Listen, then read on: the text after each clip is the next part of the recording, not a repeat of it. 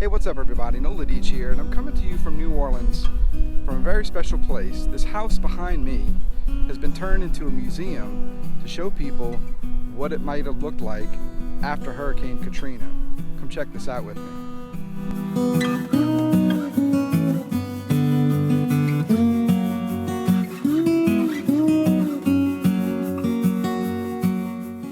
So there is a plaque out here.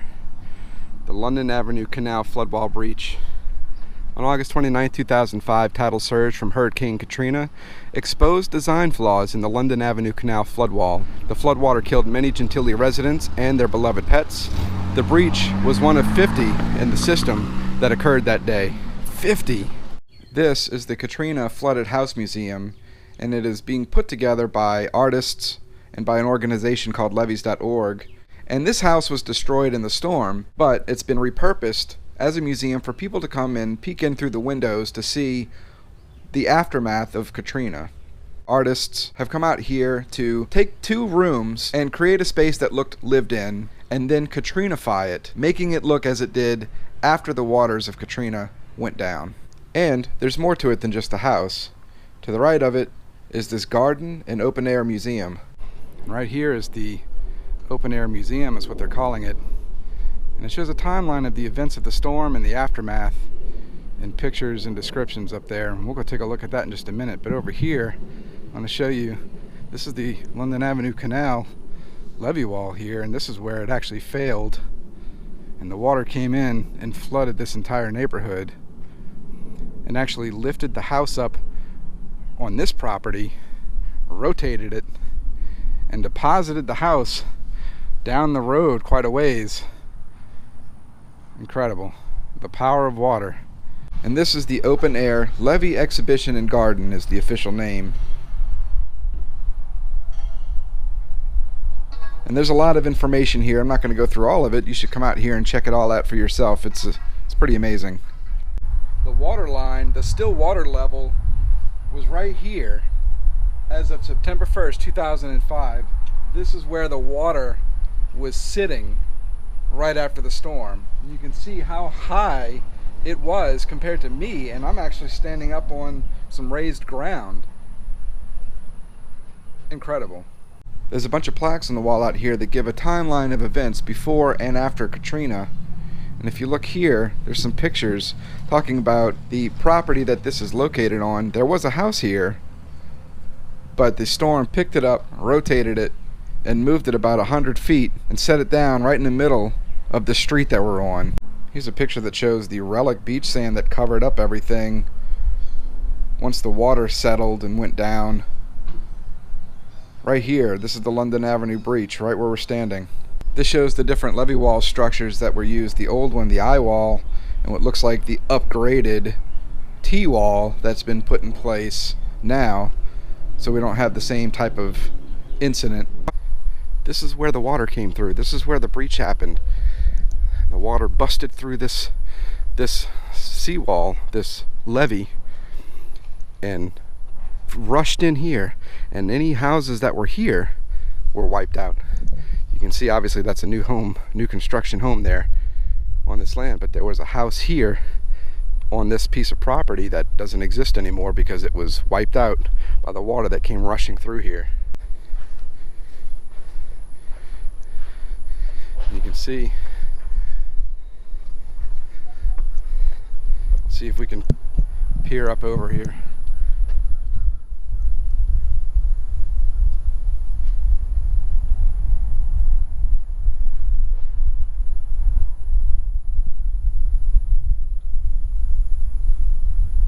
But let's go take a look at the inside. Let's go check out this room that they have set up as a before.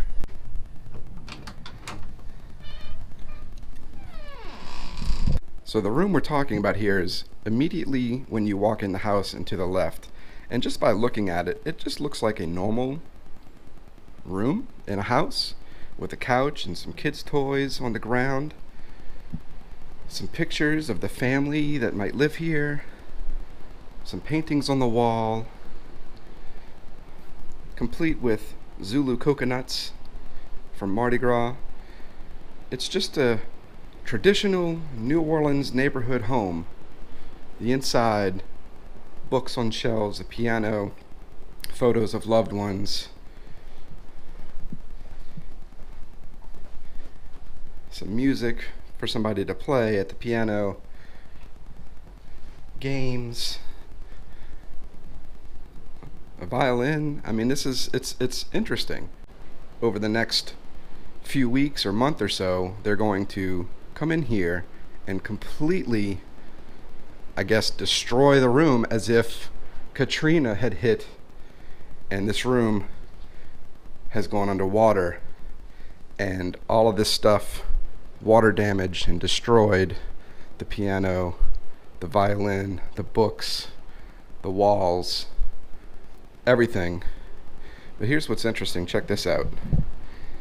They've even got a newspaper from the day before the storm hit, August 28th, 2005. The rest of the house, which is obviously not set up for people to come check out. And as you can see, the walls have been gutted. It's just an empty shell now of a home that somebody once lived in. And right out the window here, you can see right where the breach came through and wiped out this neighborhood.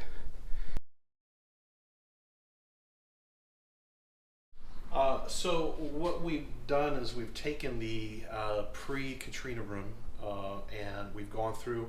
What we started to do was colors across to create the striations, the various ones that you would have seen from an actual Katrina flooded home. We did that, and then we went in and did some harder lines to create, you know, those periods where the water was stagnant, really stagnant, and let those lines sit in. And then what we did was we took all of our small props out of the room, colored them in a kind of a putrid color palette, put them back up on the walls, and then I went through and painted them according to the lines that we have. Came back through and painted them so that we have that continuity between the flood lines. And then now what we're in the process of doing is we went and put in all of the large props back in, to which we all created, painted most of them like a light gray as a base. So now we've got the large props back in the room, and we're going to use a laser level to find the lines that were on the wall and make them match up to the three-dimensional large objects.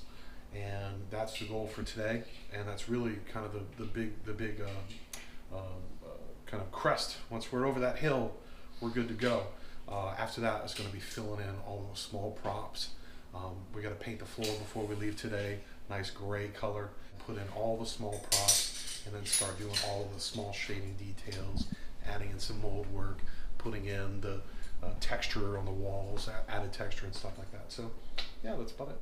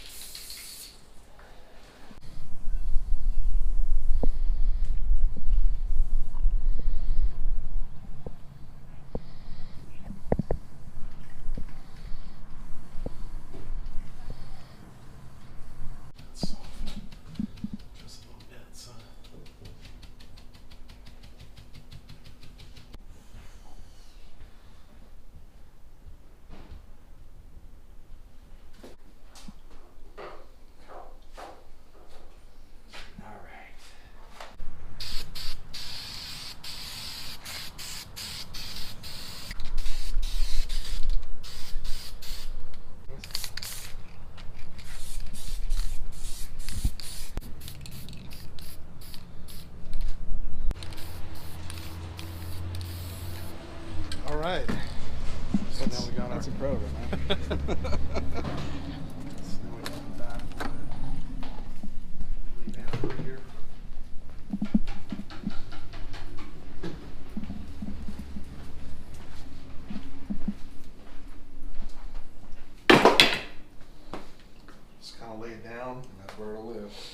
sure will. Alright, we've seen the pre-storm look. We've seen the artist working on the rooms. Now let's go take a look at the final product. If you notice, they put the X on the wall here, just as it was after the storm when first responders were going house to house searching for people. Alright, let's take a look in the windows here.